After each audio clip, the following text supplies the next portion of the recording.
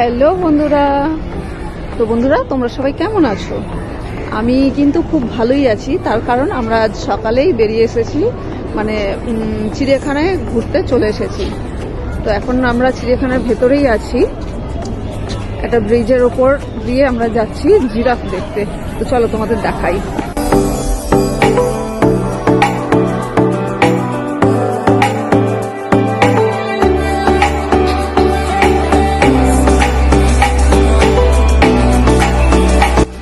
আমি এখন ঠিক ঝিলের সামনে আছি। এই ঝিলেই শীতকালে নাকি অনেক বাইরে থেকে পাখি আসে। তো এখন আপাতত কিছুই আসেনি, এখন ঝিল পুরো ফাঁকা। আর তার পাশেই কফি স্টল আছে, ওখানে বার্গার পিৎজা সবই পাওয়া যায়। তো আমরা এখন একটু সেদিকেই যাচ্ছি, চলো তোমাদের দেখাই।